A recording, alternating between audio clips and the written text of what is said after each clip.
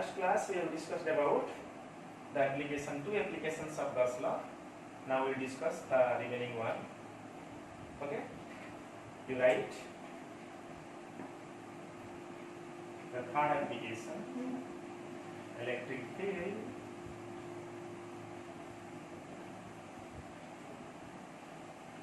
due to a uniformly charged electric field due to a uniformly charged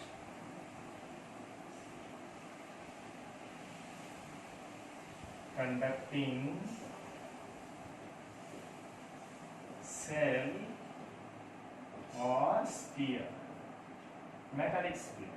Okay, electric field intensity due to a uniformly charged conducting cell or sphere. Cell means hollow. Okay. Suppose a hollow sphere is uniformly charged over its surface. We have to find out electric field due to it. Because in Coulomb's law, we are only able to find electric field due to point charge. But here we are discussing about the charge distributions, macroscopic body. Not that. So electric field due to a uniformly charged conducting cell. You see. Suppose you see, consider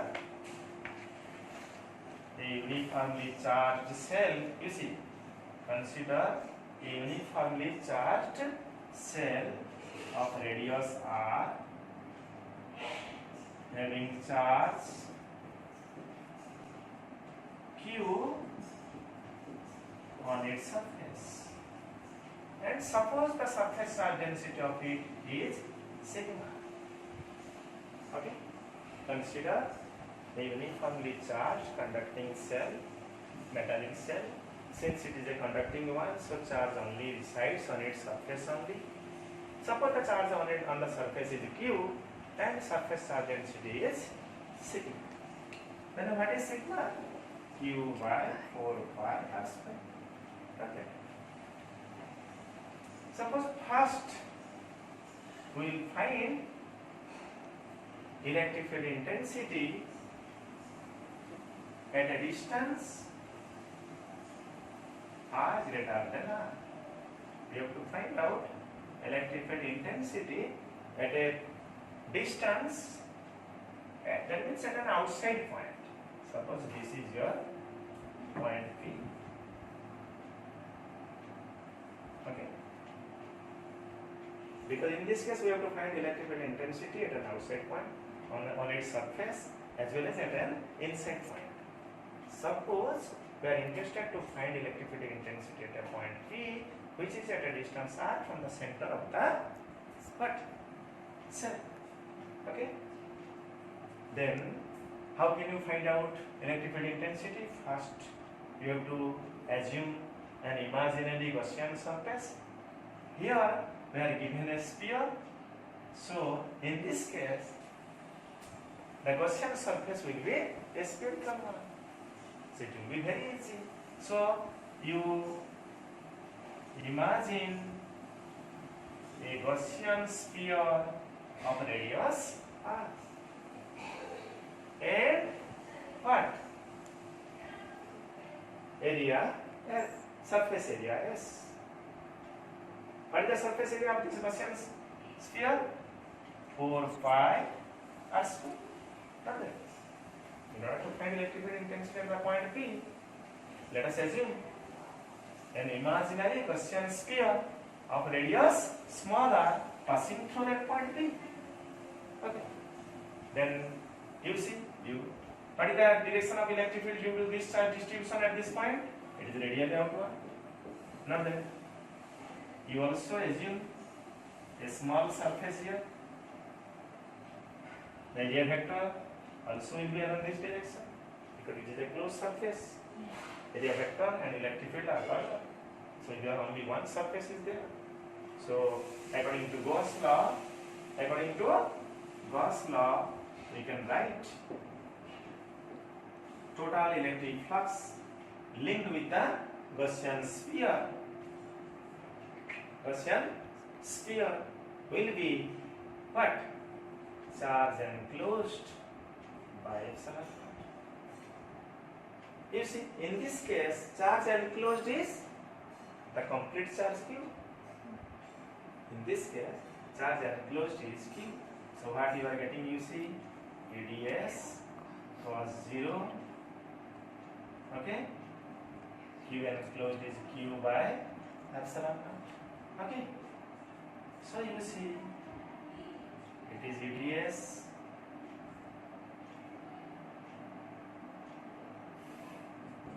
Q by epsilon naught. You see, since the magnitude of electric field on this, at any point on this Gaussian surface has same magnitude, so it is a constant. It should be taken into outside of the integration. E ds Q by epsilon naught. You see, ES, integration of ds is S. ES is equivalent to Q by epsilon naught. Not that. So you see, ES is how much? 4 pi what? R square. 4 pi R square is equivalent to how much? Q by epsilon. Okay. So what is the electric field at outside point due to a uniformly charged cell?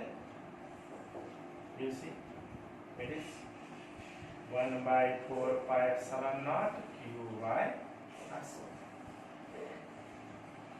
Okay, this is what? At R greater than. Okay, you see, the result reflects. This result is same as electric field due to a point charge. You see, for spherical distribution, for spherical charge distribution, this charge can also assumed to be concentrated at its center. Because you see, for a point charge, electric field is kq by r square. For a conducting sphere, electric field at an outside point is also kq by r square.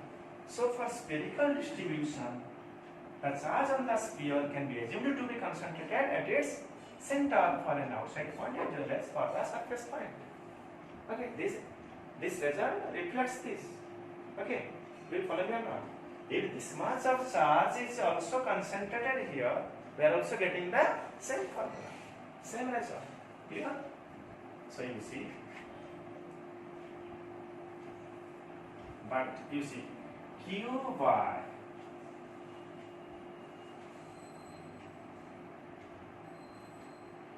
you see, Q by 4 pi r square.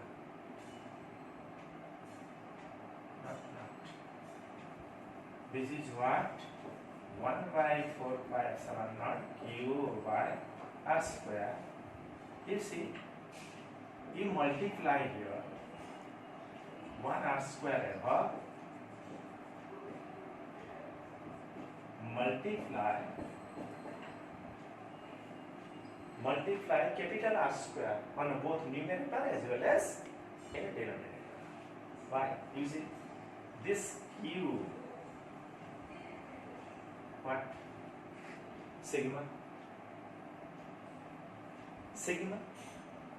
Charge per unit surface area of the conducting cell. The sigma is how much? Q by 4 pi r square. In order to enter the term sigma into this formula, I have multiplied capital R square on both numerator as well as in denominator. Do you follow me or not? Okay. So what you are getting is Q by 4 pi r square is sigma r square by epsilon naught. This is also electric field intensity in somewhat in other form. Do you follow me or not? Q by 4 pi r square is sigma. Just in order to find surface charge density sigma into this formula, I have multiplied r square on both numerator as well as in denominator, and Q by 4 pi r square is sigma, so sigma r square by epsilon naught r square. Clear? Then what about electric field intensity at the surface? What is the electric field intensity? You see, what will be the electric field intensity at the surface of the conducting cell. Now here the point P. Okay. What will be the electric field intensity on the surface of the conducting cell? For surface R equal to small r equal to capital R. Then what will be the electric field? That means you have to assume a Gaussian sphere just outside the conducting sphere and proceed as before. Not that. So in this case, small r equal to capital R. So you just put the value of small r, replace the value of small r by capital R in previous formula. You will get the result. Okay. So what you are getting, electric field on the surface? What? 1 by 4 pi epsilon naught. What? Q by r square. You put small r equal to capital R. Do you follow me? So Q by 4 pi r square is surface area density. So it will be sigma by epsilon. Okay? Charge per unit surface area is sigma. So it is sigma by epsilon. Okay? Then what about at inside point? What about at inside point? E at r less than r. Now can you find out? You see? Just you look here. You imagine a Gaussian sphere here. Suppose this is your P point. At an inside point, within the sphere, within the cell, you assume a small Gaussian spherical surface whose radius small r is less than capital R. Again you apply Gauss. Then what will be the E dot ds, okay, over the surface S, surface integral of electric field over the surface S is equivalent to Q enclosed by epsilon naught. But you see, no charge is enclosed by this Gaussian sphere. No charge is enclosed, so it will be 0. That means E dot ds is 0. EDS cos 0 is 0. EDS is 0. But you see, your ds is not 0. ds means what? This is ds. And along this direction, electric field due to this is here. Not that. So ds is not 0. ds is not 0. Then E is 0. If ds is not 0, then E will be 0. So no electric field is within a cell. So you always imagine that electric field within a conducting cell or conducting sphere is always 0. No field lines also there. If electric field is 0, no electric field lines will be there. So any hollow, any cell, electric field will be 0 for any hollow specific. Suppose it may be a hollow sphere, it may be a pipe. Will you follow me? Okay. Or within any metallic gas, electric field always will be 0. Will you follow me? So you see, then what will be the graphical representation of electric field with the distance? You see, this will be like this.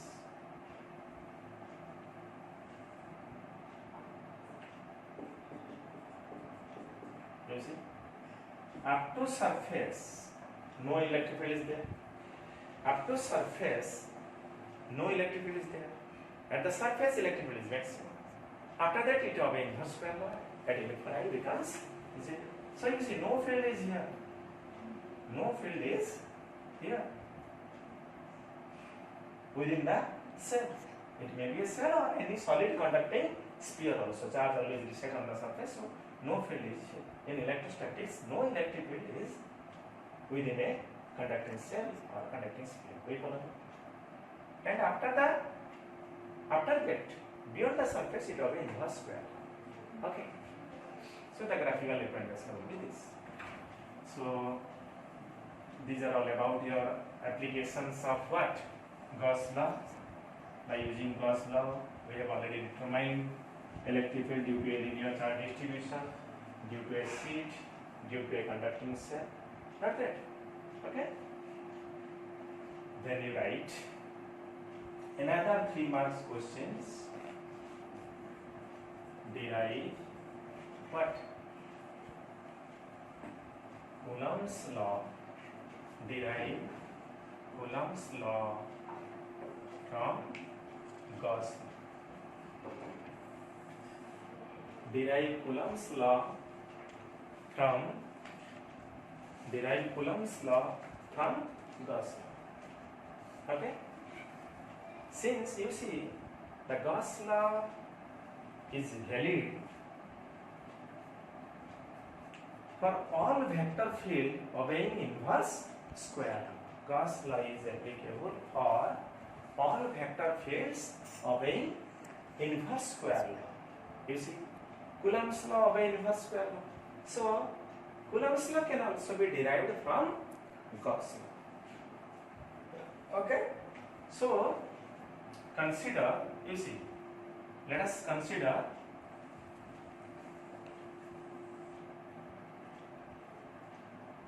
an imaginary what? An imaginary spherical Gaussian surface of radius r. Okay?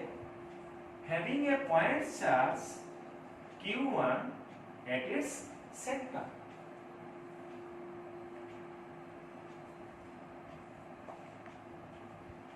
Okay? Due to this point charge,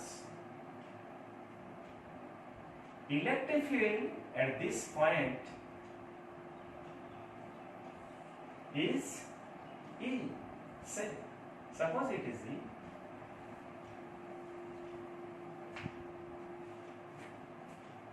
At this point, at a point on the Gaussian sphere, again I am repeating, you see, consider an imaginary Gaussian sphere of radius r having a point charge at its center. Suppose E be the, you see, suppose E be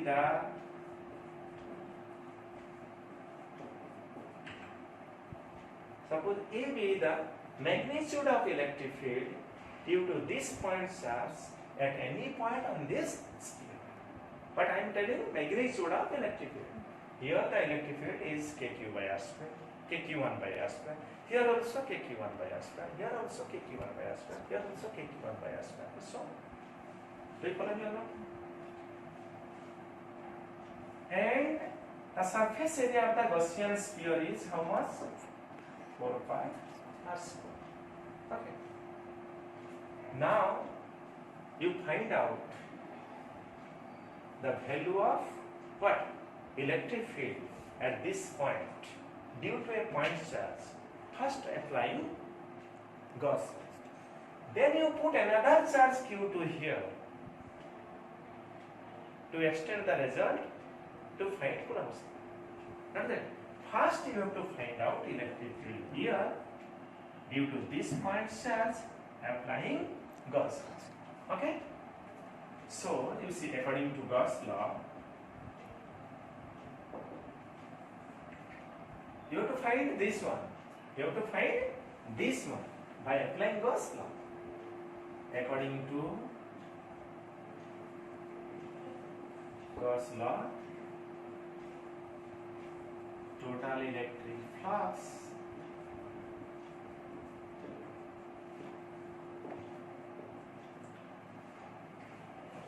according to Gauss law, total electric flux linked with the Gaussian sphere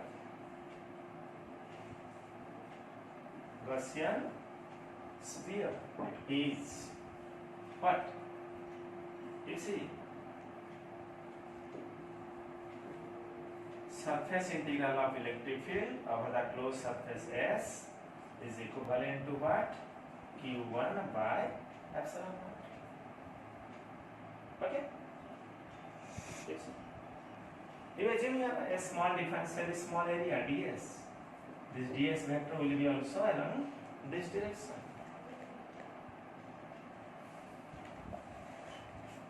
So you see what you are getting, you see ds cos 0 integration over ds cos 0 over the closed surface S equal to q1 by what? Epsilon naught. Then you see it is ds equal to q1 by what? Epsilon naught. Since the magnitude of electric field is same everywhere on the Gaussian sphere, so its magnitude is constant, so it can be taken into outside of the integration. E integration over ds q1 by epsilon naught. So integration over ds is how much? S. So es is how much? q1 by epsilon naught. Okay? q1 by epsilon naught. Then what will be s? What is the surface area of the Gaussian sphere here? 4 pi r square q1 by epsilon naught. So what you are getting, you see now, is 1 by 4 pi epsilon naught q1 by r square. You see? Now you are getting expression for electric field due to a point charge at this point. What? Applying Gauss electric. You are finding electric field intensity due to a point charge at this point by applying Gauss. You see, already we have got the result. Not that. We got the result of electric field here. Now you have to find out Coulomb's law.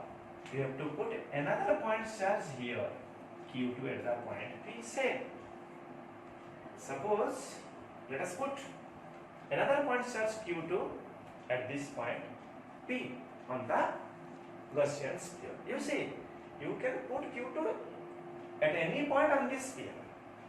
Okay. Then you see the electric force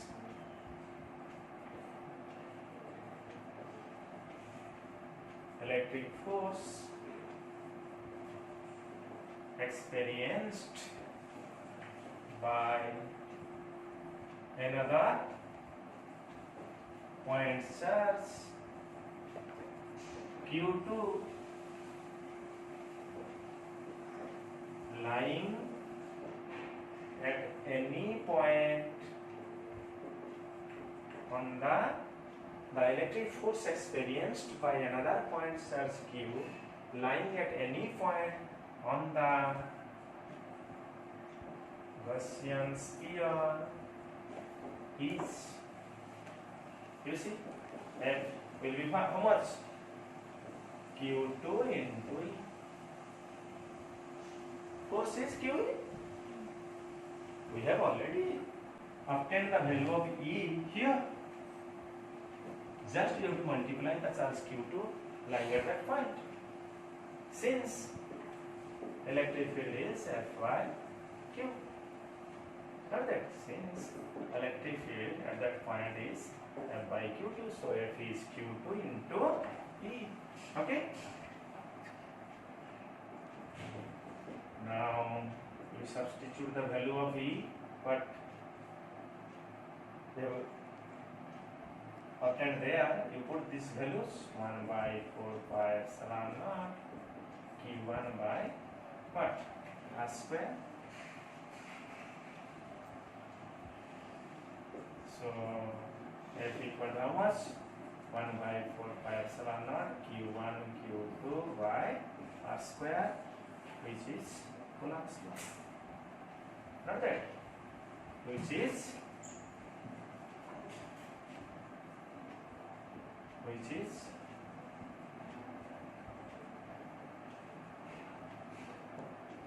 function. Okay.